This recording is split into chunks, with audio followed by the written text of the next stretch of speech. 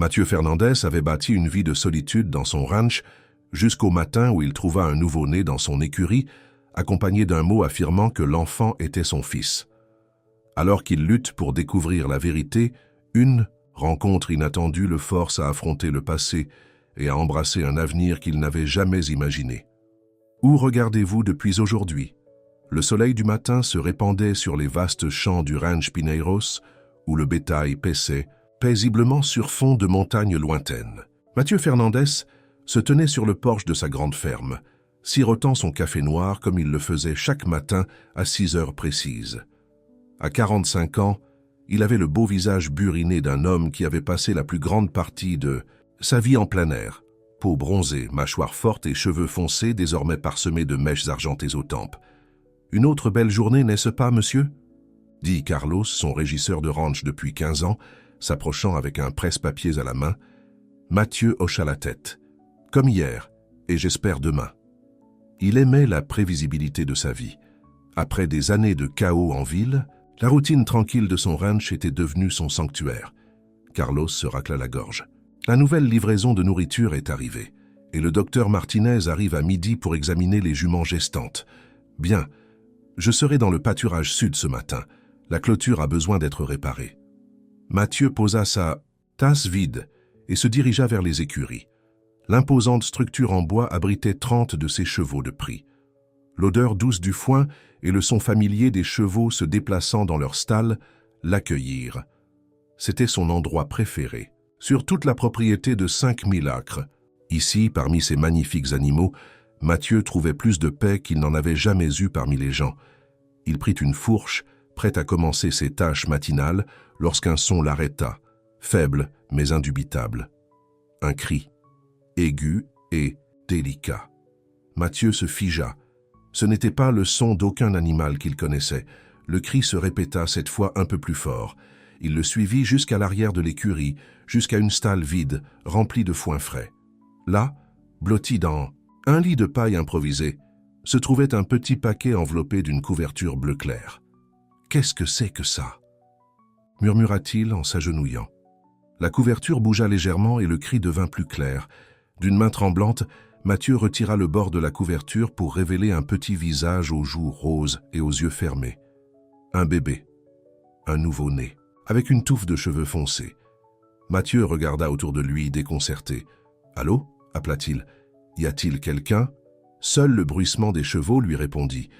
Les pleurs du bébé devinrent plus forts, ses petits poings frappant l'air. Avec précaution, comme s'il manipulait de la porcelaine précieuse, Mathieu souleva le paquet. Le bébé ne pouvait pas avoir plus de quelques jours. « Comment es-tu arrivé ici, petit ?» murmura-t-il. C'est alors qu'il remarqua un morceau de papier plié glissé dans la couverture. Soutenu le bébé d'un bras, il prit le mot et le déplia. L'écriture était précipitée, émotionnelle, le stylo ayant appuyé si fort qu'il avait presque déchiré le papier par endroits. Quid, dele como um pai, porque ele também é seu filho. Mathieu recula intitubant, manquant de laisser tomber le bébé. Il relut le mot, puis une troisième fois. Son cœur martelait contre ses côtes. Son fils? Impossible. Il n'avait été avec personne depuis... Mais alors son sang glaça lorsqu'un souvenir refit surface. Sofia. Il y avait presque un an. Une brève liaison lors de son voyage à Sao Paulo pour une conférence d'affaires. Elle était coordinatrice d'événements d'hôtel. Belle, intelligente, passionnée. Ils avaient passé 3 semaines intenses ensemble avant qu'il ne retourne à son ranch, à sa vie solitaire. Elle avait appelé quelques fois par la suite, mais il avait clairement indiqué qu'il ne cherchait rien de sérieux. Finalement, les appels ont cessé. Le bébé gémit, ramenant Mathieu au présent. Il regarda le petit visage, vraiment regarda cette fois, cherchant une quelconque ressemblance. La forme du nez peut-être, la courbe de la bouche. Imaginait-il des choses? Ou le menton du bébé ressemblait-il au sien? Señor Fernandez. La voix de Carlos brisa ses pensées. Mathieu se retourna, serrant toujours le bébé, le mot froissé dans son poing. Les yeux de Carlos s'écarquillèrent. Quoi, qu'est-ce que c'est que ça? Un bébé? Je l'ai trouvé ici, dans la paille. La voix de Mathieu semblait lointaine, même à ses propres oreilles. Il faut appeler la police, dit Carlos, sortant déjà son téléphone portable. Attendez. Mathieu ne savait pas pourquoi il l'arrêtait. Il devait appeler les autorités. C'était de l'abandon, c'était... Mais que se passerait-il si c'était vrai? Et si cet enfant était vraiment le sien? Pas encore. Le bébé se remit à pleurer, plus fort cette fois. Il a peut-être faim, dit Carlos. Ma sœur vient d'avoir un bébé. Ils doivent manger toutes les quelques heures. Mathieu hocha la tête, se sentant complètement dépassé. Appelez Maria. Dites-lui d'aller en ville et de prendre tout ce dont un bébé a besoin, du lait, des couches, tout. Mais monsieur, nous devrions vraiment contacter. Faites-le simplement, Carlos, s'il vous plaît. Mathieu se permettait rarement d'être autoritaire avec ses employés, surtout avec Carlos, mais ce n'était pas une situation normale. Carlos hésita, puis hocha la tête et quitta l'écurie. Seul, avec le bébé, Mathieu commença à rentrer vers la maison, l'esprit bouillonnant. Qui avait laissé le bébé ici? Était-ce Sofia ou quelqu'un d'autre entièrement? Était-ce une sorte de ruse, un piège? Et que devait-il faire? Avec un bébé? À l'intérieur de la grande maison, avec ses hauts plafonds et ses meubles coûteux, Mathieu se sentit étrangement claustrophobe. Il avait bâti sa vie autour de la solitude et du contrôle. Maintenant, les deux lui échappaient, comme de l'eau. Entre les doigts, il s'assit sur le canapé en cuir, berçant maladroitement le bébé. L'enfant avait cessé de pleurer et le regardait maintenant avec des yeux sombres, flous. « Qu'est-ce que je vais faire de toi ?» murmura Mathieu. 1 heure plus tard, Maria, sa femme de ménage, revint de la ville avec des sacs pleins de fournitures pour bébé. Dans la cinquantaine, avec 3 enfants adultes, elle prit les choses en main avec calme et efficacité. « Il faut le nourrir immédiatement, » dit-elle en préparant un biberon de lait. « Et ensuite le changer. Ce pauvre doit être mal à l'aise. » Mathieu observa comment elle nourrissait le bébé, le rôtait et lui changeait sa couche. Les tâches, simples et ordinaires du soin d'un bébé, semblaient magiques dans ses mains habiles. « Monsieur, pardonnez-moi de vous demander, mais à qui appartient ce bébé ?» demanda Maria en enveloppant le nourrisson dans une couverture fraîche. Mathieu hésita. « Je n'en suis pas encore sûr, » dit-il finalement. Il a été laissé dans l'écurie avec un mot. Un mot disant quoi? Il ne pouvait pas se résoudre à le lui dire. Me demandant simplement de m'en occuper. Les yeux de Maria se rétrécirent légèrement, mais elle n'insista pas. « Et vous n'appelez pas les autorités? »« Pas encore. J'ai besoin de temps pour réfléchir, pour comprendre cela. C'est un bébé, pas un portefeuille. »« Perdu, » dit Maria doucement. « Quelqu'un lui manque. Ou quelqu'un l'a délibérément laissé ici, » rétorqua Mathieu. « Chez moi, spécifiquement. » Maria le regarda pendant un long moment. « Savez-vous quelque chose que vous ne me dites pas, Señor Fernandez ?» Avant qu'il ne puisse répondre, la sonnette sonna. À travers les grandes fenêtres, Mathieu pouvait voir une voiture de police garée dans l'allée. Carlos apparut sur le seuil de la porte, l'air penaud. « Je suis désolé, monsieur. J'ai dû les appeler. C'est la loi. » Matheus hocha la tête, ressentant un étrange mélange de soulagement et de déception. Bien sûr, Carlos avait raison. On ne pouvait pas simplement trouver un bébé et décider de le garder. Mais le mot « et si c'était vrai ?» 2 officiers sont entrés, un homme et une femme. La femme, l'officier Lima, a pris la parole la première. « Nous avons reçu un signalement concernant un bébé abandonné ?» Matheus a indiqué Maria qui tenait toujours le nourrisson. « Il a été laissé dans mon étable ce matin. Aucun signe de celui qui l'a laissé. »« Puis-je » L'officier Lima s'est approché de Maria et a regardé le bébé. Il semble être en bonne santé. Une identification ou une note? Matheus a senti le papier froissé dans sa poche comme un charbon ardent. « Juste ceci, a-t-il dit, le remettant à contre-cœur. L'officier Lima l'a lu, ses sourcils se relevant. Elle l'a montré à son partenaire avant de se retourner vers Matheus. « Y a-t-il une raison pour laquelle quelqu'un prétendrait que cet enfant est le vôtre, Señor Fernandez ?» Tous les regards de la pièce se sont tournés vers lui. Matheus s'est passé une main dans les cheveux. « Je ne suis pas sûr. Enfin, c'est possible, je suppose. Nous devrons emmener le bébé à l'hôpital pour un examen, » a déclaré l'officier Lima. « Puis au service de l'enfance jusqu'à ce que cela puisse être réglé. »« Non, » a dit Matheus, se surprenant lui-même de la force de son objection. « Je veux dire, et s'il est le mien? Ne devrais-je pas avoir certains droits ici? Cela devrait être établi par les voies appropriées, » a expliqué l'officier masculin. « Test ADN, procédure légale, alors faisons-le, » a insisté Matheus. « Mais entre-temps, ne peut-il pas rester ici? J'ai les ressources pour prendre soin de lui. Il a regardé Maria, et de l'aide. L'officier Lima et son partenaire ont échangé des regards. Ce n'est pas la procédure standard, a-t-elle dit. Je comprends cela, mais ce n'est pas une situation standard. Matthieu s'est trouvé de plus en plus déterminé à chaque seconde. S'il y a une chance que ce soit mon enfant, je ne veux pas qu'il soit dans le système, même temporairement. Après de longues discussions, de nombreux appels téléphoniques et la promesse de Mathéus de se présenter avec le bébé, au tribunal de famille le lendemain matin, les officiers ont accepté à contre-cœur de laisser l'enfant rester au ranch pour la nuit. Ils ont prélevé des échantillons pour un test ADN sur Mathéus et le bébé avant de partir. Alors que la voiture de police disparaissait dans la longue allée, Mathéus se tenait sur le perron en ayant l'impression que sa vie s'était divisée en deux. Tout avant de trouver le bébé, et tout après, Maria est apparue à côté de lui, le bébé dormant paisiblement dans ses bras.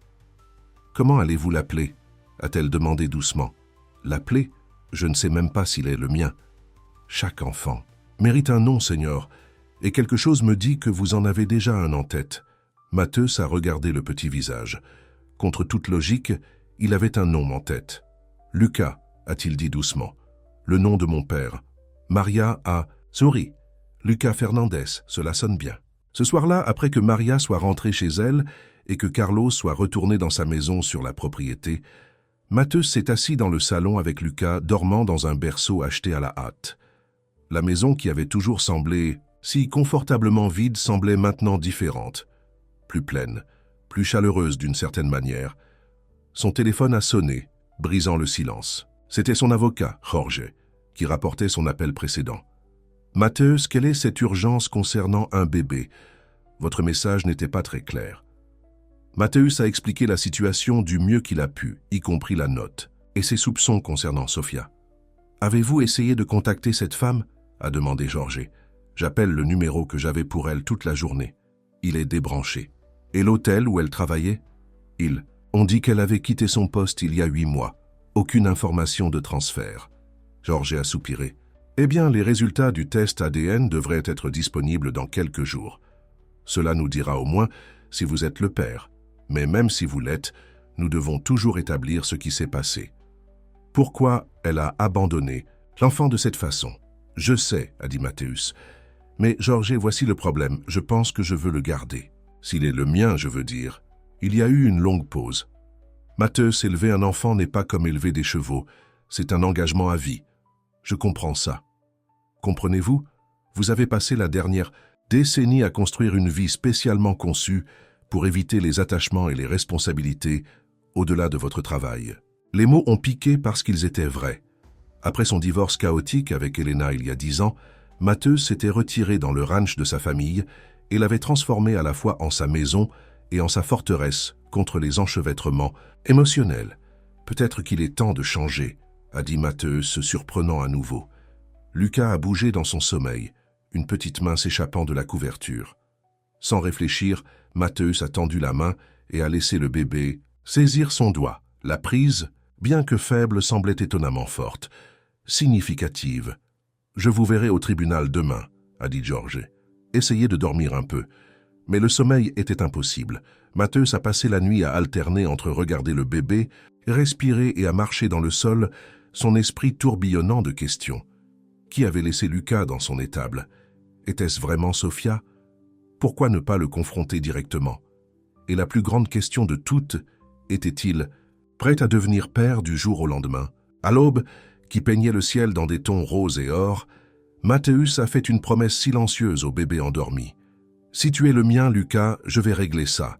Je ne te laisserai pas tomber. » Il ne savait pas alors à quel point cette promesse serait difficile à tenir, ou comment elle changerait sa vie à jamais. Le palais de justice de la famille n'était pas du tout ce que Mathéus avait imaginé. Au lieu des grandes colonnes de marbre et du bois sombre des tribunaux criminels qu'il avait vus dans les films, ce bâtiment était moderne, avec des couleurs douces et des sièges confortables. Pourtant, son cœur battait à tout rompre alors qu'il traversait les détecteurs de métaux avec Lucas dans ses bras. Maria l'avait aidé à habiller le bébé ce matin-là, lui montrant comment soutenir la petite tête et attacher les boutons incroyablement petits de la nouvelle tenue qu'elle avait achetée. N'oubliez pas de lui couvrir la tête à l'extérieur, lui avait-elle dit. Les nouveau-nés ne peuvent pas bien réguler leur température. Maintenant, assis dans le bureau du juge Ramirez, avec Jorge à ses côtés, Mathéus se sentait complètement déplacé. Il avait l'habitude d'être en contrôle, de savoir exactement quoi dire et faire dans n'importe quelle situation professionnelle. Mais ici, tenant ce minuscule humain qui pourrait ou non être son fils, il se sentait complètement perdu. Le juge Ramirez, une femme dans la soixantaine aux cheveux grisonnants et aux yeux bienveillants derrière des lunettes sans fioriture, a examiné le rapport de police. Donc, l'enfant a été retrouvé sur votre propriété avec une note affirmant la paternité, et vous êtes prêt à prendre soin de lui jusqu'à ce que les résultats de l'ADN confirment ou infirment cette affirmation? Oui, votre honneur, a répondu Mathéus. J'ai les ressources et l'aide nécessaires pour fournir des soins appropriés. Et vous avez fait des efforts pour localiser la mère? J'ai essayé d'appeler une femme que je crois être la mère, mais son numéro est débranché. L'hôtel où elle travaillait a dit qu'elle était partie il y a des mois. Le juge Ramirez a hoché la tête pensivement. Monsieur Fernandez, bien que j'apprécie votre volonté d'assumer la responsabilité, l'abandon d'enfant est une affaire sérieuse. Si ce bébé est effectivement le vôtre, la mère a commis un crime en le laissant sans surveillance, quelle que soit la note. Je comprends ça, a dit Mathéus, mais pour le moment, ma seule préoccupation est ce qui est le mieux pour Lucas. Les sourcils du juge se sont levés. Vous l'avez déjà nommé? Mathéus a ressenti une vague de gêne. Il semblait mal de l'appeler simplement le bébé. Quelque chose dans l'expression du juge s'est adouci. Eh bien, en attendant les résultats de l'ADN, je vous accorde la garde temporaire du bébé Lucas. Un assistant social se rendra chez vous aujourd'hui pour s'assurer qu'il est adapté à un nourrisson. Elle l'a fixé d'un regard sévère. Et Monsieur Fernandez, si vous vous souvenez d'autres informations sur la mère potentielle, vous êtes légalement tenu de les partager avec les autorités. Bien sûr, a convenu Mathéus, bien qu'une partie de lui ne soit pas sûre de le faire. La pensée l'a surpris. Il avait toujours été un citoyen respectueux des lois. Mais la protection féroce qu'il ressentait déjà pour Lucas était nouvelle et accablante. De retour au ranch, Mathéus a trouvé sa maison transformée. Maria avait converti une chambre d'amis à côté de la chambre principale en une chambre de bébé avec un lit bébé, une table à langer et un fauteuil à bascule. « Maria, c'est... Quand avez-vous fait tout ça ?» a demandé Mathéus avec étonnement. « J'ai appelé mon gendre hier soir. Il a tout livré ce matin. » Elle a pris Lucas dans ses bras. L'assistante sociale sera impressionnée. L'assistante sociale, Madame Battista, est arrivée ponctuellement à 2 heures. Elle était plus jeune que Mathéus ne l'attendait, peut-être dans la trentaine, avec un comportement professionnel qui s'est adouci lorsqu'elle a vu Lucas. Il semble bien soigné, a-t-elle noté, vérifiant sa couche et sa peau. Aucun signe de négligence ou de traumatisme avant que vous ne le trouviez. Le médecin à l'hôpital hier a dit qu'il était en parfaite santé, lui a dit Mathéus. Probablement né il y a moins d'1 semaine. Madame Battista hocha la tête et commença à inspecter la maison, prenant des notes sur la nouvelle chambre de bébé, posant des questions sur les projets de garde d'enfants et observant comment Mathéus s'occupait du bébé. « Vous semblez apprendre vite », commenta-t-elle alors qu'il changeait maladroitement, mais avec succès, la couche de Lucas. La plupart des jeunes pères mettent plus de temps à prendre le coup de main. « J'ai de l'aide », admit Mathéus, hochant la tête en direction de Maria qui préparait un autre biberon dans la cuisine. « Et qu'en est-il lorsque vous devez travailler ?» demanda Madame Battista. « Gérer un ranch de cette taille doit vous tenir occupé. J'ai des gérants qui s'occupent des opérations quotidiennes. Je peux adapter mon emploi du temps pour être plus souvent à la maison. » Les mots vinrent, facilement, surprenant Mathéus de la rapidité avec laquelle il réorganisait sa vie autour de cet enfant. Après le départ de Madame Battista, apparemment satisfaite des arrangements, Mathéus s'assit dans le fauteuil à bascule avec Lucas dormant, contre sa poitrine. Le poids et la chaleur du bébé étaient étranges, mais non désagréables. En un peu plus de 24 heures, ce petit être avait complètement bouleversé son monde soigneusement construit. « Seigneur », dit Maria doucement depuis l'embrasure de la porte, « vous avez un appel. C'est le docteur Martinez concernant la jument gestante. » Mathéus avait complètement oublié la visite prévue du vétérinaire. « Dites-lui que je le rappellerai demain, » dit-il. L'ancien Mathéus n'aurait jamais retardé un appel concernant l'un de ses chevaux de prix. Le nouveau Mathéus ne pouvait supporter de déranger le bébé qui dormait dans ses bras. 3 jours passèrent dans un tourbillon de biberons, de changes de couches et de nuits blanches. Mathéus apprit à ses dépens que les nouveau-nés n'avaient aucune notion du jour ou de la nuit, se réveillant toutes les quelques heures, 24 heures sur 24. Mais chaque fois qu'il tenait Lucas, chaque fois que ses petits doigts s'enroulaient autour des siens, l'épuisement semblait en valoir la peine. Le matin du 4e jour, Georget appela. « Les résultats de l'ADN sont arrivés », dit son avocat. « Sans préambule. Voulez-vous que je vous les dise par téléphone ou préférez-vous venir à mon bureau ?» La gorge de Mathéus se serra. « Dites-moi simplement. » Il y eut une pause, puis « C'est positif, Mathéus. Le bébé est le vôtre. » 99,99% de certitude. Bien qu'il s'y soit attendu dès qu'il eut lu la note, entendre la confirmation fit s'effondrer Mathéus sur la chaise la plus proche. Lucas était son fils, son enfant, sa responsabilité. « Mathéus, êtes-vous là ?»« Oui, je suis là. » Il s'éclaircit la gorge. « Que se passe-t-il maintenant ?»« Maintenant, nous déposons une requête auprès du tribunal pour obtenir la garde permanente.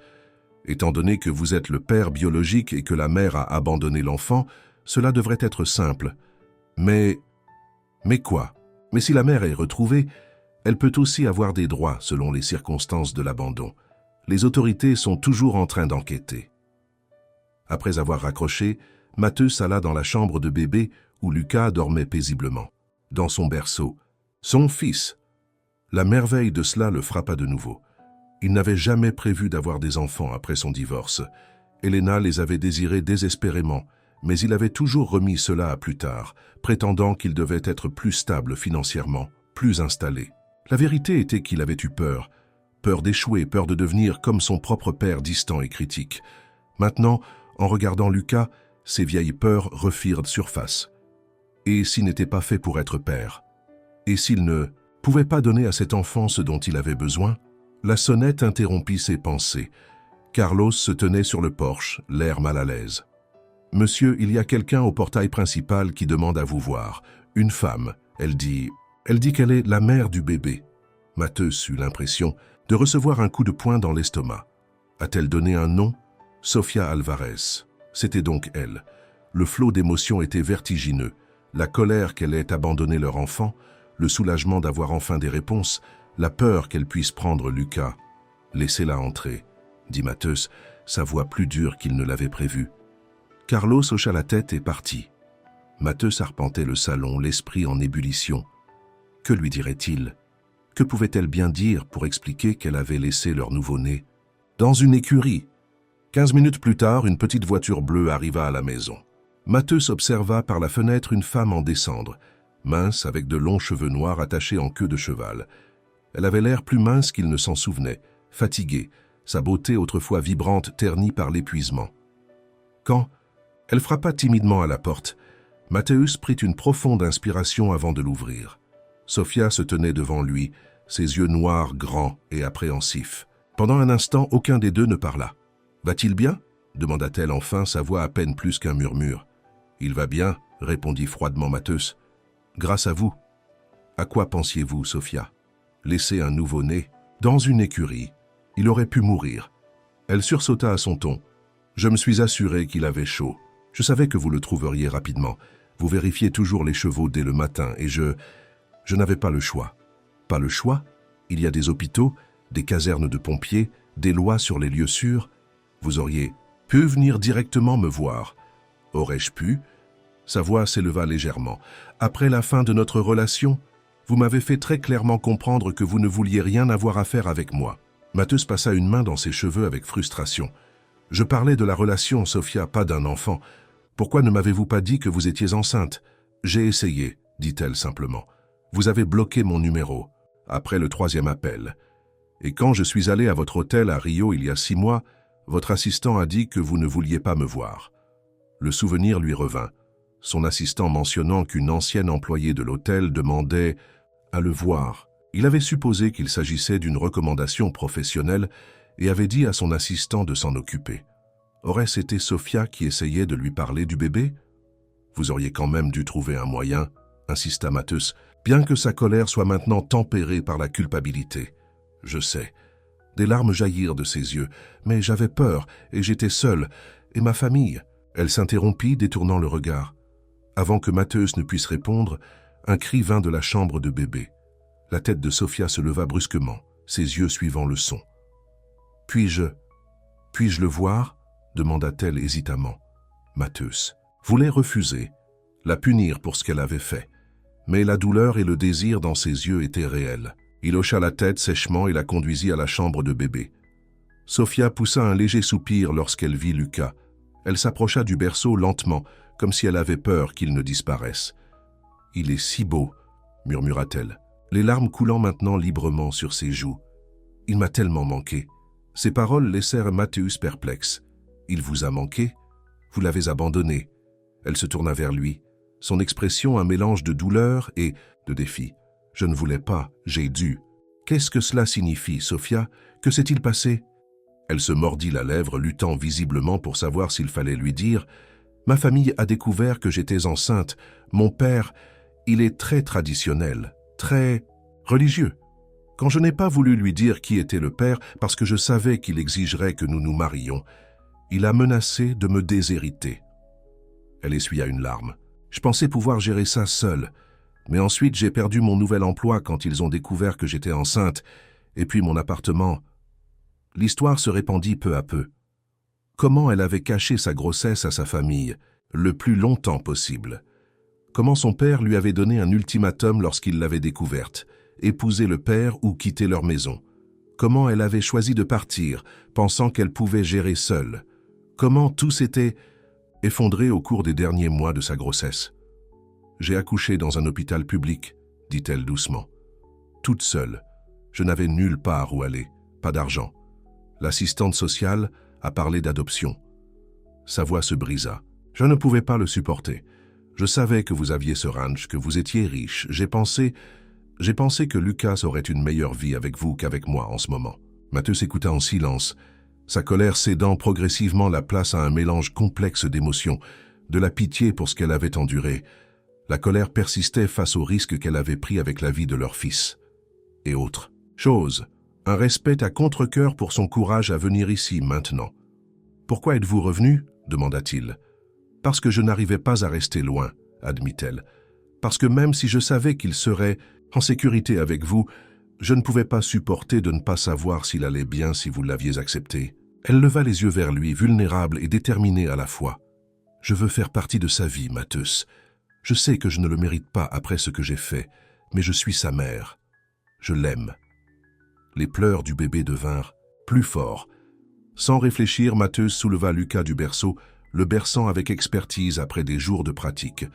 Sophia observa, son expression un mélange de surprise et de tristesse. « Vous êtes doué avec lui, » dit-elle doucement. « J'apprends. » Matthäus regarda le bébé qui se calmait maintenant, puis Sophia. « Il faut lui changer sa couche. Voulez-vous » Elle hocha la tête avec empressement et le suivit jusqu'à la table allongée. Ses mains étaient sûres et douces, tandis qu'elle changeait la couche, murmurant doucement à Lucas en portugais. En la regardant avec leur fils, Matthäus ne pouvait nier le lien naturel qui les unissait. Lorsque Lucas fut propre et de nouveau, content, Sophia rendit le bébé à Matthäus à contre-cœur. « Je devrais y aller, » dit-elle. « Je suis à un motel en ville, j'avais besoin de le voir, de m'expliquer. »« Attendez, » dit Matthäus, se surprenant lui-même. « Nous devons parler de ce qui se passera ensuite. » Légalement, le visage de Sophia s'affaissa. « Vous allez vous battre pour la garde. »« Je ne sais pas encore, » répondit-il honnêtement. « Mais Lucas a besoin de stabilité, et pour l'instant, c'est moi qui peux la lui fournir. » Une étincelle de détermination traversa son visage. « Je peux aussi subvenir à ses besoins. Je trouverai un moyen. Je suis sa mère, Matthäus. Et je suis son père, » rétorqua-t-il. « Un fait que j'ai appris il y a quelques jours à cause de vos choix. Ils étaient dans une impasse, le bébé entre eux, ignorant béatement la tension. Maria apparut sur le seuil, évaluant rapidement la situation. « Monsieur, le déjeuner est prêt. Votre invitée se joindra-t-elle à nous ?»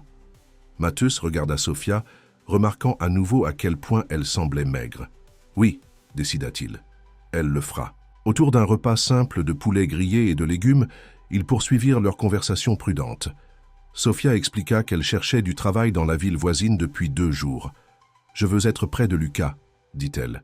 Même si je ne peux le voir que parfois. »« Où séjournez-vous » demanda Matthäus. « Au Roadside Motel. C'est tout ce que je peux me permettre pour le moment. » Matthäus connaissait l'endroit. Un établissement délabré sur l'autoroute, guère adapté à une jeune mère. Une idée se forma dans son esprit, une idée qui semblait à la fois folle et étrangement juste. « Il y a une maison d'hôte. »« Sur la propriété, » dit-il lentement. C'est là que Carlos vivait avant de construire sa propre maison plus près des écuries. C'est petit, mais propre. Vous pourriez y rester. La fourchette de Sophia tinta contre son assiette. « Quoi ? Provisoirement seulement, » précisa rapidement Matthäus. « Pendant que nous trouvons une solution. Ce serait mieux pour Lucas si vous étiez à proximité, et plus sûr que ce motel. Pourquoi feriez-vous ça, après ce que j'ai fait ?» Matthäus regarda vers la chambre des enfants où Lucas dormait. « Parce que, peu importe ce que je ressens à propos de vos actes, vous êtes sa mère, et il mérite de vous connaître. » Il la regarda droit dans les yeux.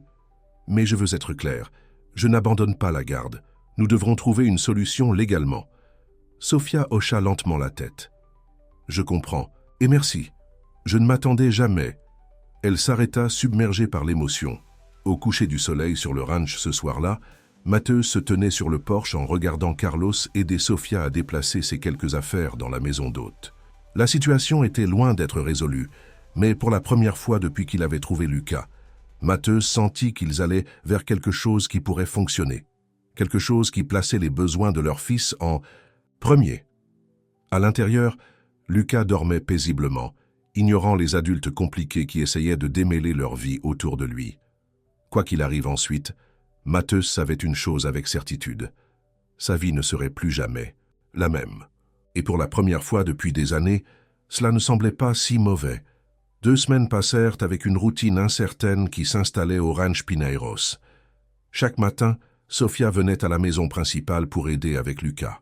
Sa confiance douce avec le bébé impressionna et irrita Matthäus à la fois.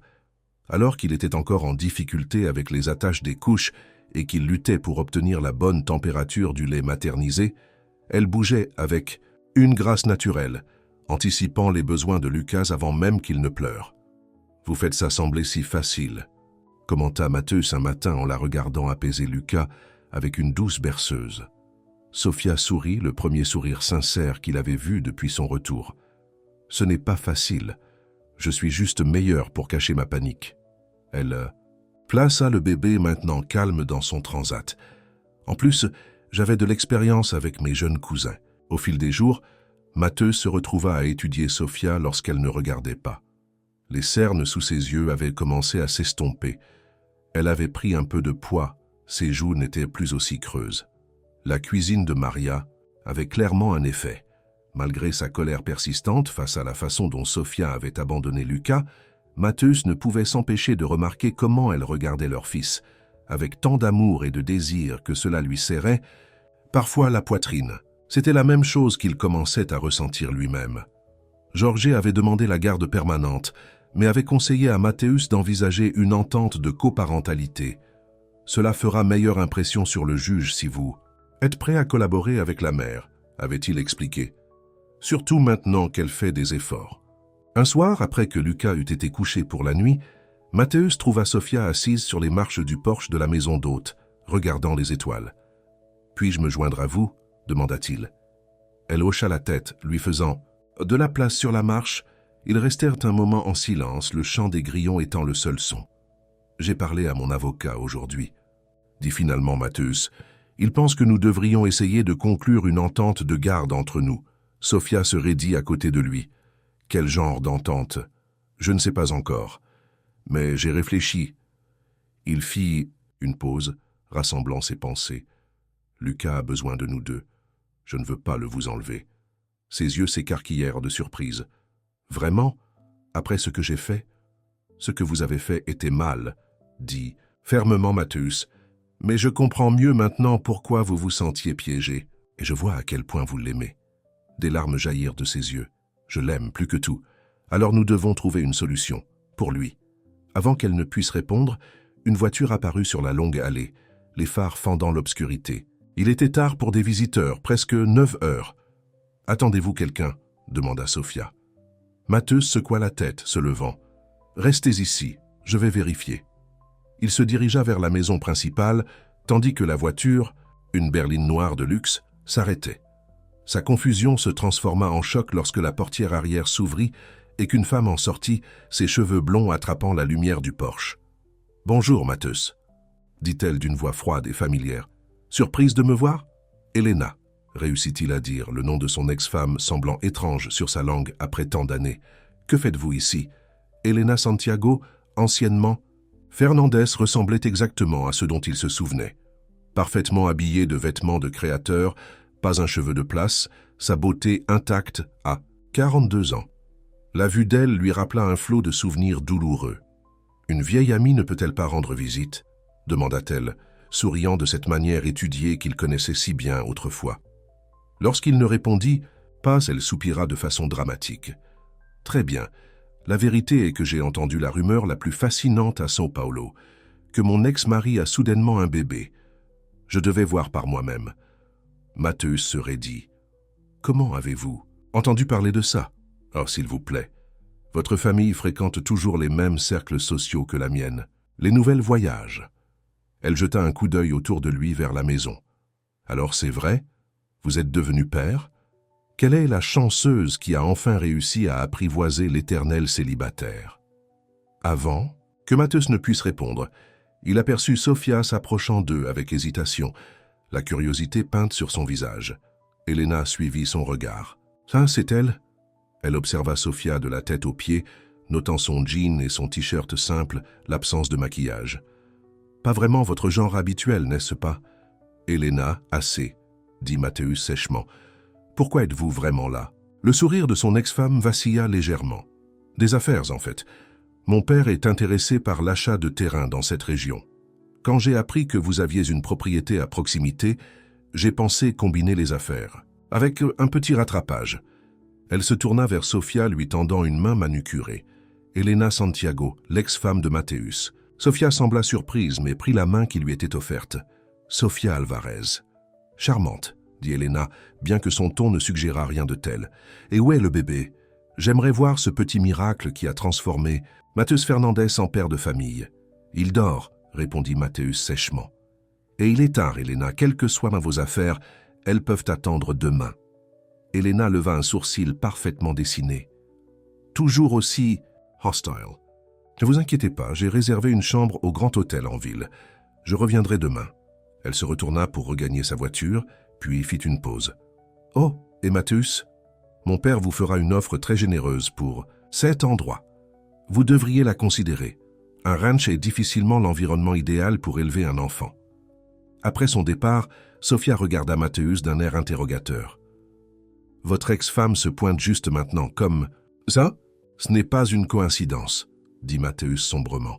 « Elena ne fait jamais rien sans raison, et son père essaie d'acheter ce terrain depuis des années. » Il passa une main dans ses cheveux avec frustration. « Je ne sais pas pourquoi maintenant, après tout ce temps. Pensez-vous que cela a quelque chose à voir avec Lucas ?»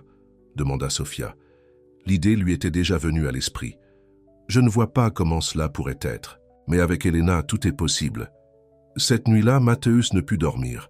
L'apparition de son ex-femme l'avait plus troublé qu'il ne voulait l'admettre.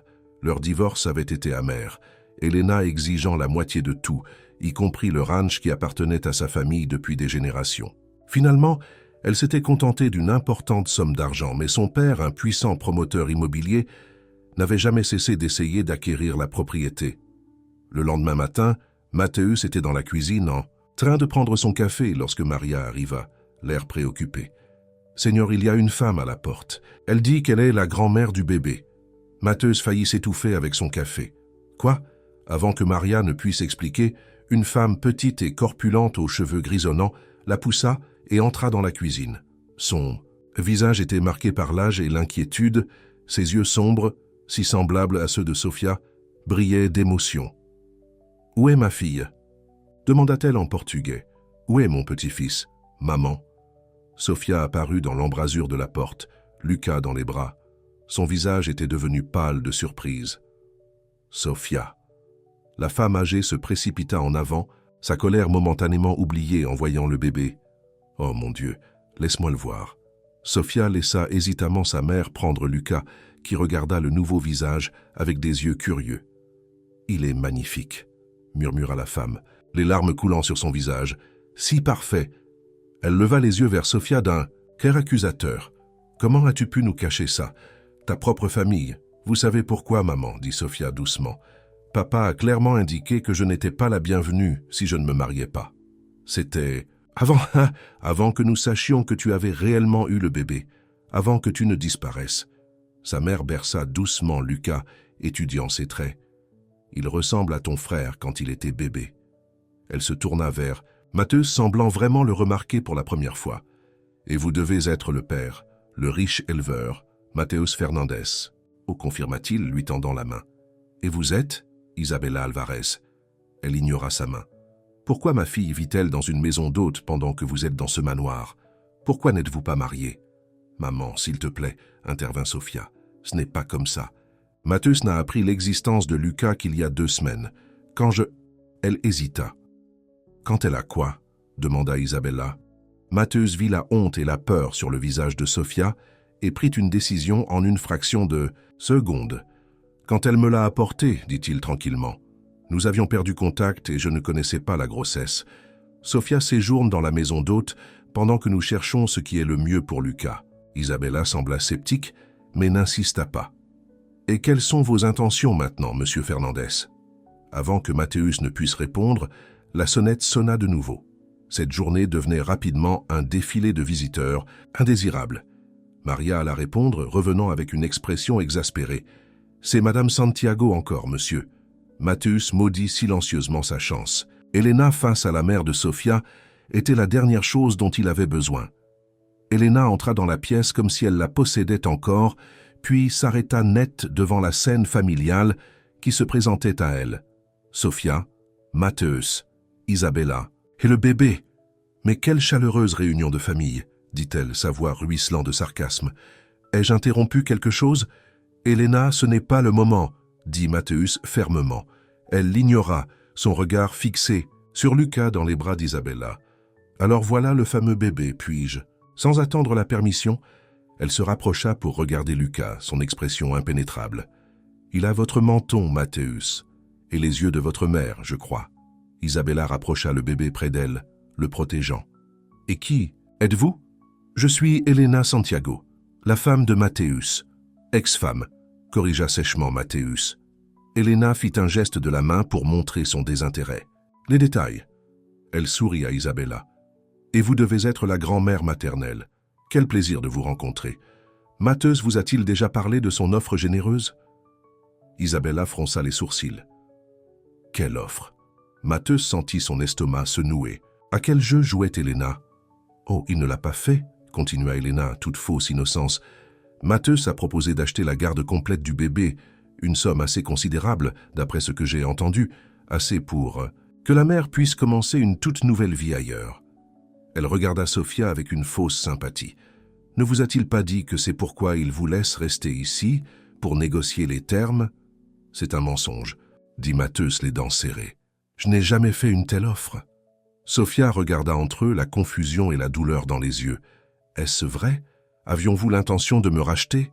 Bien sûr que non. Elena? Mais il se tourna vers son ex-femme, la fureur grandissant.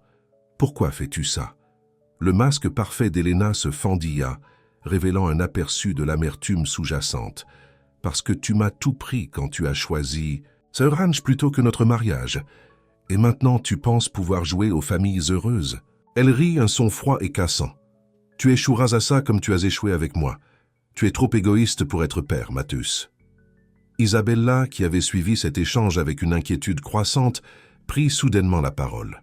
Je pense qu'il est temps que nous partions. Elle rendit Lucas à Sophia. Prends tes affaires, ma fille. Vous revenez toutes les deux avec moi. Maman, non, protesta Sophia. Tu ne comprends pas. Je comprends. Parfaitement, dit Isabella fermement. Ce n'est pas l'endroit pour toi ou mon petit-fils. Ton père avait raison, ces riches ne pensent qu'à eux-mêmes. Mattheus fit un pas en avant. Madame Alvarez, s'il vous plaît, écoutez. Ce qu'Elena a dit n'est pas vrai. Je veux que Sophia fasse partie de la vie. De Lucas. Nous discutions de la coparentalité hier soir, mais Isabella avait déjà pris sa décision. Sophia, viens, maintenant. Dans les minutes chaotiques qui suivirent, Matthäus essaya désespérément de raisonner avec Sophia et sa mère. Mais les mensonges empoisonnés d'Elena avaient défait des dégâts. Isabella était convaincue qu'il avait l'intention de voler son petit-fils, et Sophia, bien que clairement déchirée, était intimidée par la personnalité imposante de sa mère. « S'il te plaît, Sophia, » dit Matthäus doucement, lorsqu'il réussit enfin à la trouver seule un instant, tandis qu'elle faisait ses quelques bagages. « Ne l'emmène pas, on peut régler ça. » Des larmes coulèrent sur son visage. « Je ne sais plus quoi croire, Matthäus. Peut-être que... » « Ma mère a raison. Peut-être que ce monde, ton monde, est trop compliqué, trop dangereux pour Lucas et moi. Ce n'est pas vrai. Tu sais que ce n'est pas vrai. » Il prit ses mains dans les siennes. « Reste, on trouvera une solution ensemble. » Pendant un instant, elle sembla hésiter. Puis la voix d'Isabella appela de l'extérieur. « Sophia, le taxi est là. Je dois y aller, » murmura-t-elle. « Je ne peux pas défier ma famille encore une fois, ça m'a déjà trop coûté. » La dernière fois. Elle baissa les yeux sur Lucas, dormant paisiblement dans son porte-bébé. « Je t'appellerai quand on sera installé. Je te promets que tu pourras le voir. »« Le voir, c'est aussi mon fils. » Matthäus lutta pour maîtriser sa voix. « Tu ne peux pas simplement l'emmener. Tu as des recours légaux aussi. C'est comme ça que tu veux gérer ça, » dit Sophia, sa voix durcissant légèrement. « Mais pour l'instant, j'ai besoin de faire ce que je pense être le mieux pour Lucas. Et ça veut dire le tenir éloigné de tout ça. » Elle fit un geste vers la maison où la voix d'Elena était encore audible. Matthäus regarda impuissant Sophia porter Lucas jusqu'au taxi qui attendait. Le bébé se réveilla brièvement, ses yeux sombres semblant croiser le regard de Matthäus avant que la portière de la voiture ne se referme. Puis il fut reparti, disparaissant au bout de la longue allée. À l'intérieur, Elena examinait sa manucure avec une indifférence déconcertante, comme si elle n'avait pas tout juste détruit la fragile paix que Matthäus avait bâtie. « Pourquoi » demanda-t-il, la voix tremblante de rage. « Pourquoi as-tu menti comme ça ?» Elena leva les yeux, son sourire disparut. « Je t'ai dit que mon père voulait ce terrain. Il est prêt à en offrir le double de sa valeur. Donc tout ça était pour le ranch? Tu as utilisé un bébé innocent comme levier? Ne sois pas si dramatique. » Elle leva les yeux au ciel. « La fille allait de toute façon emmener le bébé.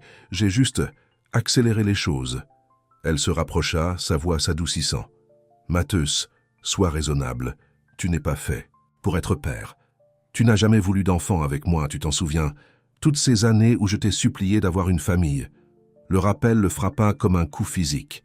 C'était vrai.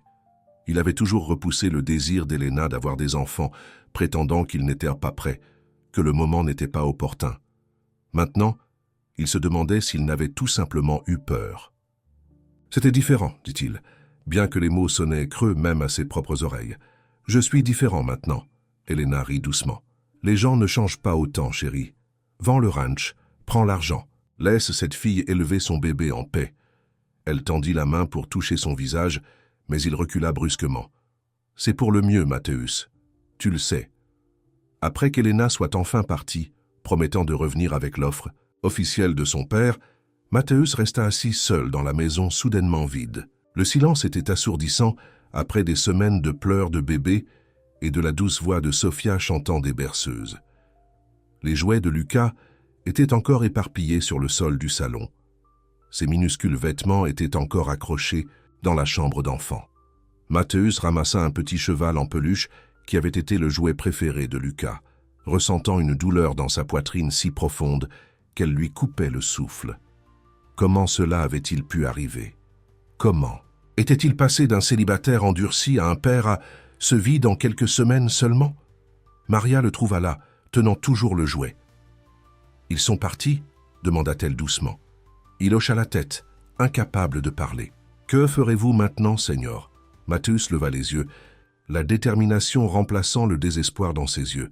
« Je vais récupérer mon fils. » Le lendemain matin, Jorge arriva au ranch, convoqué par l'appel urgent de Matthäus. Il écouta gravement toute l'histoire, prenant des notes et posant occasionnellement des questions. « Donc la mère a emmené l'enfant chez ses parents, lieu actuellement inconnu, » résuma-t-il. « Et vous souhaitez demander la garde ?»« Pas seulement la garde, » dit Matthäus, Je veux que les choses s'arrangent, pour nous tous. Georges haussa un sourcil. Que proposez-vous exactement? Je ne sais pas encore, mais je sais que Lucas a besoin de nous deux, et moi, j'ai besoin d'eux deux. L'aveu surprit même Mathéus lui-même.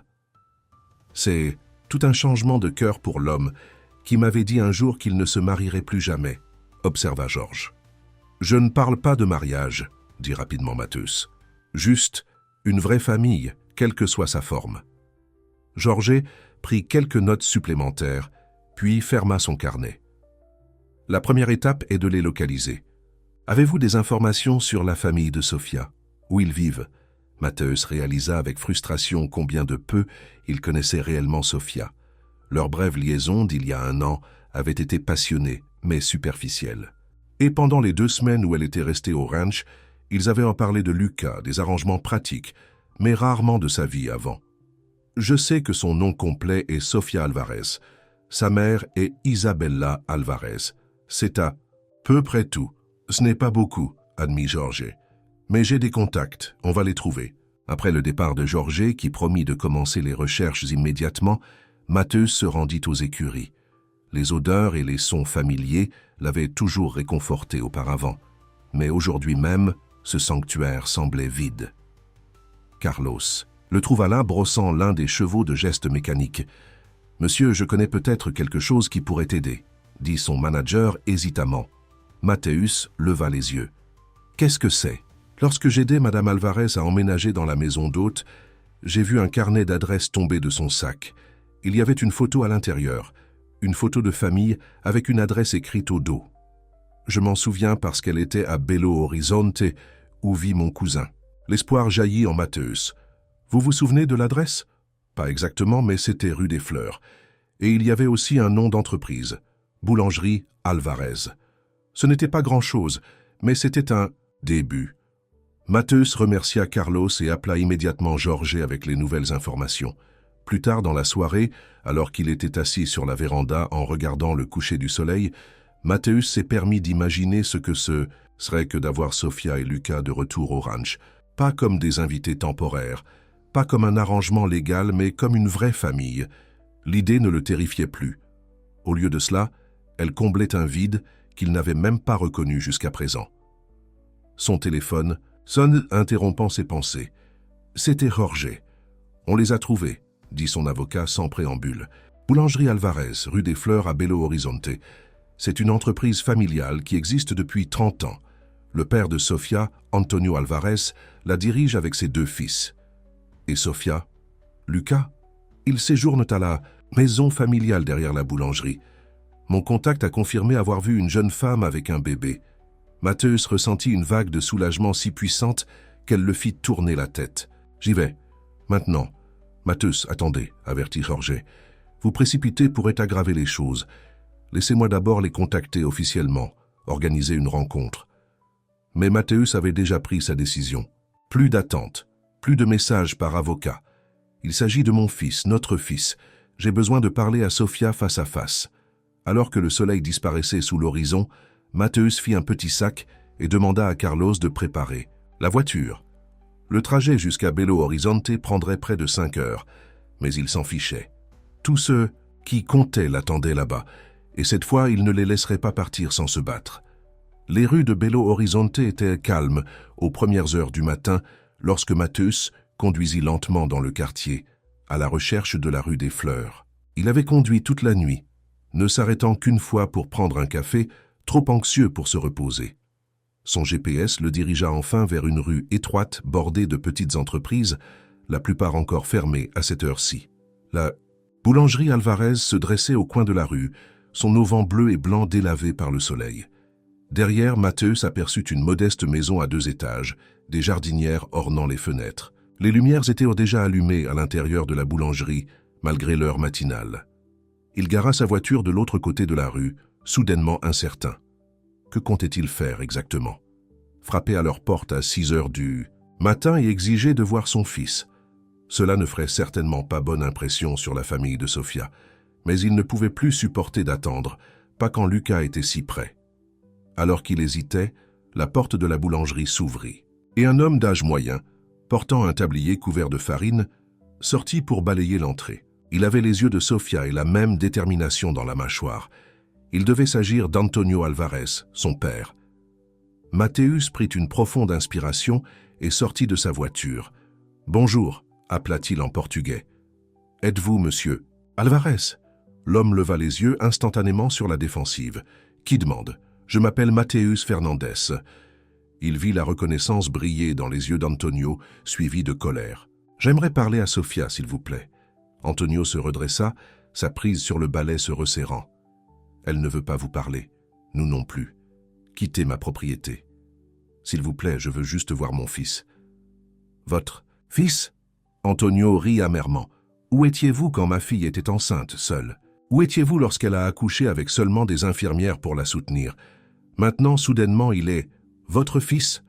Chaque question frappa Mathéus comme un coup physique, car elles étaient justes. Il n'avait pas été... Là, il n'avait pas su, oui, mais cela n'effaçait pas la souffrance de Sofia. « Je ne savais pas, » dit Mathéus doucement. « Si j'avais su, les choses auraient été différentes. Mais je sais maintenant, et je veux réparer les choses. » Antonio l'observa, la suspicion claire dans ses yeux. « En achetant ma fille? En lui prenant son bébé? Mon petit-fils? Non. C'était un mensonge. Je n'ai jamais offert d'argent. Ça, Sofia pour Lucas. » Mathéus s'approcha désespéré de le faire comprendre. « Je veux qu'ils soient tous les deux dans ma vie. S'il vous plaît, laissez-moi juste lui parler. » Avant qu'Antonio ne puisse répondre, une voix de femme appela depuis la maison. « Antonio, à qui parles-tu » Isabella apparut sur le seuil, les yeux s'écarquillant lorsqu'elle vit Mathéus. « Toi, comment oses-tu venir ici ?»« J'ai besoin de voir Sofia, » répéta Mathéus, tenant bon malgré leur hostilité. « S'il vous plaît. »« Elle n'est pas là, » dit Isabella froidement. « Et même si elle l'était, elle ne veut pas vous voir. Je n'y crois pas. » Mathéus regarda l'un et l'autre. « Au moins, donnez-lui un message de ma part. Dites-lui... » « Dites-lui quoi ?» Une nouvelle voix interrompit, et Mathéus se retourna pour voir Sofia se tenir à quelques pas un sac d'épicerie dans les bras. Elle avait l'air fatiguée, mais d'une certaine manière plus sûre d'elle qu'il ne s'en souvenait, le menton relevé avec défi. « Que pourriez-vous bien avoir à dire qui puisse faire une différence maintenant ?» Sofia. Son nom sortit, comme un murmure. « Où est Lucas? Va-t-il bien ?» Quelque chose s'adoucit dans son expression. « Il va bien. Il est à l'intérieur avec la femme de mon frère. » Elle se tourna vers ses parents. « C'est bon, je vais lui parler. » Antonio avait l'air de vouloir s'opposer, mais Isabella posa une main sur son bras et le ramena à l'intérieur, mais pas sans un regard avertissant Mathéus. Seul avec Sofia dans la rue calme, Mathéus luttait pour trouver les mots justes. « Vous m'avez tous les deux tellement manqué, » dit-il finalement. « Cela fait 3 jours, Mathéus, les 3 jours les plus longs de ma vie. » Il s'approcha, soulagé lorsqu'elle ne recula pas. « Ce qu'Elena vous a dit était un mensonge. Je n'ai jamais voulu vous acheter la garde. Je n'ai jamais voulu vous tenir éloigné de la vie de Lucas. » Sofia déplaça le sac d'épicerie dans ses bras. « Pourquoi mentirait-elle comme ça ? Parce qu'elle veut mon ranch. Son père essaie de l'acheter depuis des années. » Il passa une main dans ses cheveux avec frustration. « Mais cela n'a plus d'importance maintenant. Ce qui compte, c'est que je veux que vous et Lucas reveniez avec moi. »« Retournez où exactement ?» demanda Sofia, la voix prudente. « Retournez à moi vivant dans la maison d'amis pendant que vous avez Lucas dans la maison principale. Retournez à partager maladroitement les responsabilités parentales sans vraiment se connaître. Retournez à attendre la prochaine crise ou la prochaine personne de votre passé qui apparaîtra et compliquera tout. » Ces questions le prirent au dépourvu. Il n'avait pas pensé au-delà de les retrouver, au-delà de les ramener au ranch. « Je ne sais pas, » admit-il. « Je sais juste que je ne peux plus imaginer ma vie sans aucun de vous. » L'expression de Sofia s'adoucit davantage. « Entrez. Vous pouvez voir Lucas et nous pouvons parler. » La maison Alvarez était chaleureuse et accueillante, remplie de photos de famille et du parfum de pain frais provenant de la boulangerie en dessous. Malgré l'accueil glacial d'Isabella et la désapprobation claire d'Antonio, ils laissèrent Mathéus entrer dans leur salon où une jeune femme, la belle-sœur de Sofia, Luisa, tenait Lucas. À la vue de son fils, Mathéus sentit son cœur se serrer. Le bébé avait-il grandi en seulement 3 jours? Il semblait plus alerte, ses yeux suivant les mouvements, tandis que Luisa le berçait doucement. « Puis-je le prendre dans mes bras ?» demanda Mathéus doucement. Sophia hocha la tête et Louisa transféra soigneusement Lucas dans ses bras. Le bébé leva les yeux vers lui et Mathéus aurait juré qu'il y avait de la reconnaissance dans ses petits traits. Il sentit une boule dans sa gorge. « Il vous a manqué, » dit Sophia doucement. « Il n'a pas bien dormi ici. » Autour de tasses de café fort, avec Lucas dormant paisiblement contre sa poitrine, Mathéus et Sophia parlèrent, tandis que sa famille leur laissait de l'espace, se retirant pour travailler dans la boulangerie en dessous. Il lui a tout raconté, son mariage raté avec Elena, sa peur de devenir père après avoir observé la distance émotionnelle de son propre père, comment la découverte de Lucas avait changé quelque chose de fondamental en lui. « Quand j'ai vu cette note dans la couverture, j'étais terrifié, » avoua-t-il. « Mais maintenant, je ne peux imaginer aucune autre vie que celle d'être son père. »« Et moi ?» demanda Sophia, la voix stable mais vulnérable. « Quelle place ai-je dans ce tableau ?» Mathéus la regarda. Vraiment la regarda. Non pas comme la femme d'une brève liaison, pas seulement comme la mère de son enfant, mais comme Sophia elle-même. Sophia, forte, résiliente, aimante, qui avait affronté des choix impossibles seule. N'importe quelle place que... « Vous voulez ?» dit-il honnêtement. « Je sais que nous avons tout fait à l'envers.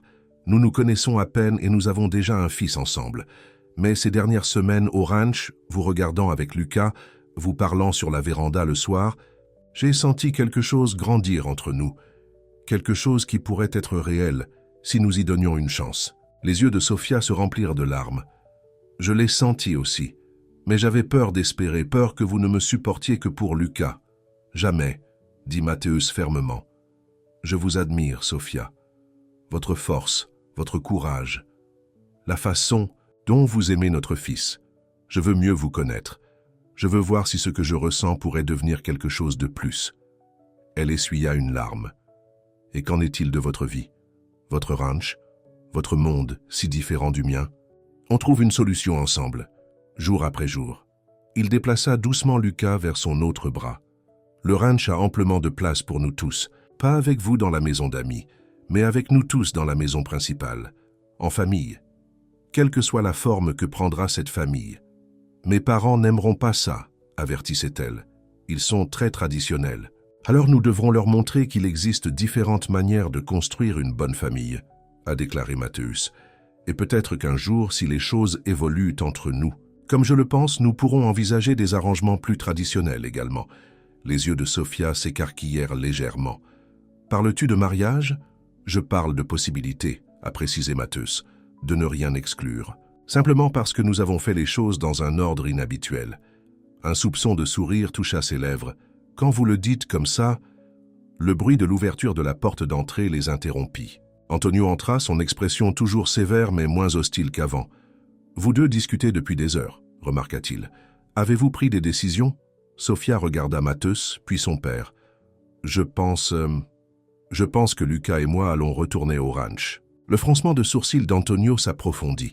« En tant que quoi? Son employé? Son cas de charité? En tant que mère de Lucas ?» dit Sophia fermement. « En tant que partenaire de Mathéus dans l'éducation de notre fils.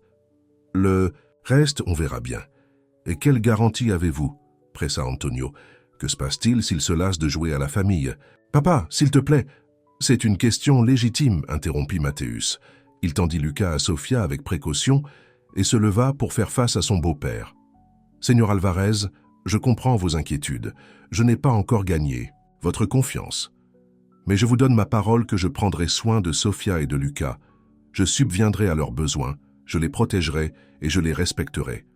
Nous n'aurons peut-être pas une famille traditionnelle, mais ce sera une famille aimante. » Antonio l'observa longuement. « Les paroles sont faciles. Alors jugez-moi sur mes actes à partir de maintenant. » Mathéus lui tendit la main.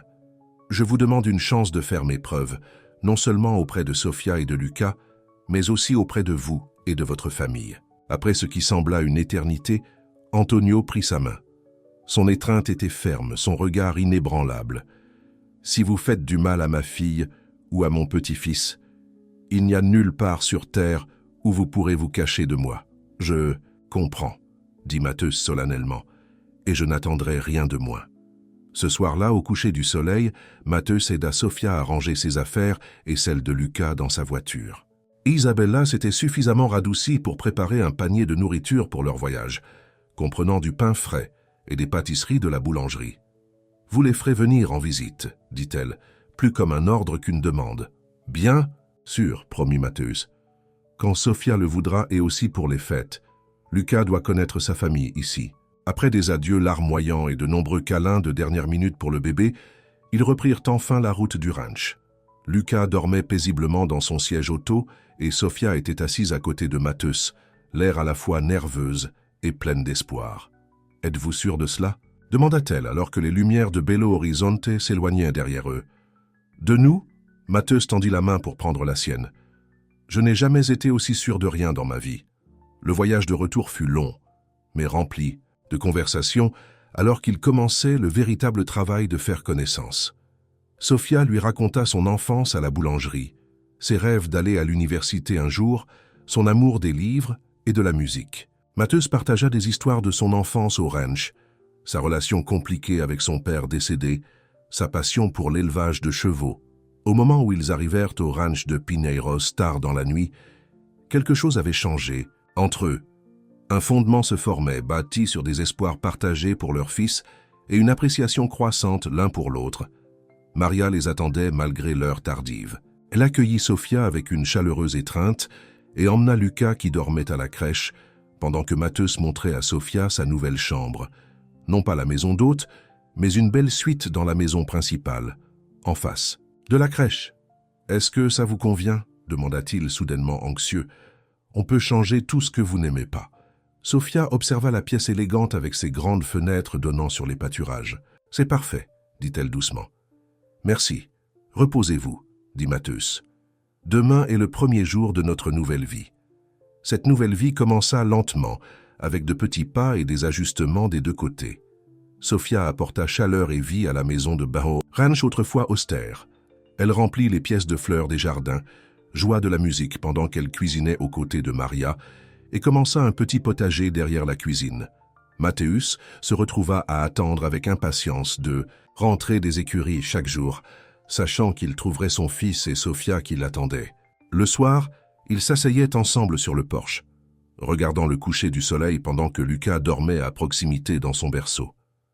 Parfois, ils parlaient pendant des heures. D'autres fois, ils restaient assis dans un silence confortable, contents d'être simplement ensemble. Un mois après leur retour au ranch, ils reçurent des visiteurs inattendus. Carlos vint à la maison pour annoncer qu'Elena et son père, Roberto Santiago, étaient arrivés. « Ils demandent à vous voir. »« Monsieur, » dit Carlos, l'air mal à l'aise. « Monsieur Santiago dit que c'est pour une proposition commerciale. » Mateusz et Sofia échangèrent des regards. « Faites-les entrer, » décida Mateusz. « Mais d'abord, laissez-moi m'occuper de ça. » Elena fut surprise de voir Sofia dans le salon avec Luca dans ses bras. « Vous les avez donc retrouvés, comme touchants. » Roberto Santiago, un homme corpulent en costume coûteux, alla droit au but. « Mateusz, mon offre tient toujours. Le double de la valeur marchande de cette propriété, c'est plus que généreux. »« J'apprécie l'offre, Roberto, mais le ranch n'est pas à vendre, » dit Mateusz fermement. « Ni maintenant, ni jamais. C'est l'héritage de ma famille, et maintenant, c'est l'avenir de mon fils. » Le visage parfaitement composé d'Elena se crispa de colère. « Ne soyez pas fou, Mateusz. Vous êtes assis sur une mine d'or ici. Le potentiel de développement n'a pas d'importance pour moi, » interrompit Mateusz. « Ce qui compte, c'est ici. » Il s'approcha pour se tenir à côté de Sofia et de Luca. « Ma famille. » Elena les regarda, une douleur véritable semblant briller sur ses traits. « Alors vous lui donnerez la famille que vous m'avez refusée, comme ça ?» Pour la première fois, Mateusz ressentit une pointe de compassion pour son ex-femme. « Je suis désolé, Elena. Je n'étais pas prêt à l'époque. Je n'étais pas l'homme qu'il me fallait être. Mais les gens peuvent changer, la vie peut vous changer. » Elena détourna les yeux, clignant rapidement des paupières. « Allons-y, papa. » Il a fait son choix. Elle sortit sans un mot de plus, son père la suivant après un dernier regard frustré sur ce qu'il considérait clairement comme une occasion manquée. Après leur départ, Sofia regarda Mateusz avec une nouvelle compréhension. « Elle vous aimait vraiment, n'est-ce pas ?»« À sa manière, admit Mateusz. Et je l'ai aimée aussi autrefois, Mais nous voulions des choses différentes de la vie. Elle voulait le statut, la richesse, le pouvoir.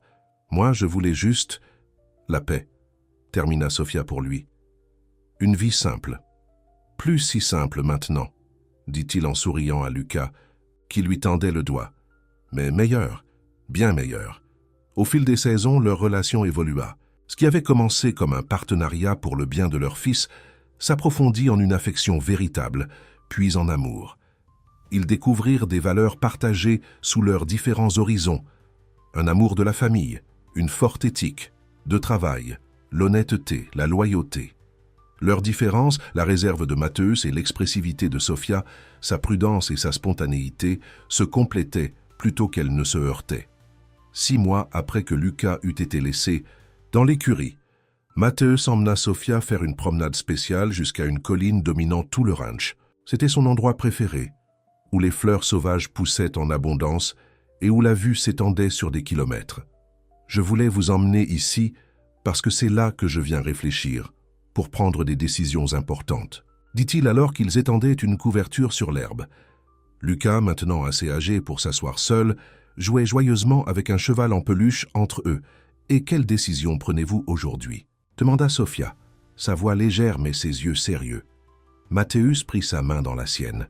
« Le jour où j'ai trouvé Lucas dans cette écurie, avec ce mot caché dans sa couverture, toute ma vie a changé. J'étais si confus, si effrayé. Mais c'était la meilleure chose qui me soit jamais arrivée, parce que cela vous a toutes les deux amenées dans ma vie. » Il fouilla dans sa poche et sortit une petite boîte. Les yeux de Sofia s'écarquillèrent. « Je sais que nos débuts n'ont pas été traditionnels, » continua-t-il, « mais je suis tombé amoureux de vous, Sofia Alvarez, de votre force, de votre gentillesse, de votre rire, de la mère que vous êtes pour notre fils, de la partenaire que vous êtes devenue pour moi. Et j'espère... » Il ouvrit la boîte pour révéler une bague en diamant qui avait appartenu à sa grand-mère. « J'espère que vous envisagerez de rendre cette famille non conventionnelle officielle. » Les larmes remplirent les yeux de Sofia. « Vous me demandez en mariage ?»« Oui. » Matthäus sourit. « Pour toutes les bonnes raisons cette fois. Non pas à cause de Lucas, même s'il en fait partie, mais parce que je vous aime et que je veux passer ma vie avec vous. » La réponse de Sofia fut de le prendre dans ses bras, le faisant presque tomber. « Oui, » murmura-t-elle contre son cou. « Oui, je vous épouserai. » Lucas, sentant l'excitation, applaudit dans ses mains et rit, un son qui remplit leurs 2 cœurs de joie. Le mariage eut lieu au ranch 3 mois plus tard. L'écurie où Lucas avait été retrouvé fut transformée avec des fleurs blanches et des lumières scintillantes. La famille de Sofia, même son père, embrassèrent enfin Matthäus, voyant le bonheur qu'il avait apporté à leur fille et à leur petit-fils. Alors qu'ils échangeaient leurs vœux à ciel ouvert, Lucas regardant depuis les bras de sa grand-mère, Isabella, Matthäus et Sofia remercièrent chacun en silence le hasard qui les avait réunis d'une manière si inattendue. Plus tard dans la nuit, après que la célébration eut pris fin et que leurs invités furent partis, ils se tenaient sur le porche de ce qui était maintenant vraiment leur maison. Lucas dormait paisiblement à l'intérieur et les étoiles brillaient au-dessus d'eux. « Avez-vous jamais imaginé ce jour-là, lorsque vous avez trouvé ce mot, que nous nous retrouverions ici ?» demanda Sofia, se penchant dans son étreinte. Matthäus secoua la tête. « Jamais. Mais je suis reconnaissant chaque jour pour ce mot dans le berceau de paille. » Il la tourna doucement pour la faire face à lui. « Et pour vous, pour avoir choisi de me faire confiance, de construire cette vie avec moi, ce fut le meilleur choix que j'ai jamais fait. » dit-elle doucement, se levant sur la pointe des pieds pour l'embrasser. Alors qu'ils se tenaient là au clair de lune, leur avenir s'étendant devant eux comme les vastes pâturages du ranch, Matthäus savait que le billet « Nos berceaux de Pala », le mot dans le berceau de paille, n'avait pas seulement changé sa vie. Il lui avait donné la famille qu'il n'avait jamais su qu'il voulait, l'amour qu'il n'avait jamais pensé mériter et le bonheur qu'il n'avait jamais osé imaginer. Et quelque part dans la nuit, une douce brise sembla murmurer à travers l'écurie où tout avait commencé, un rappel que parfois les débuts les plus inattendus mènent aux plus belles fins. Fin.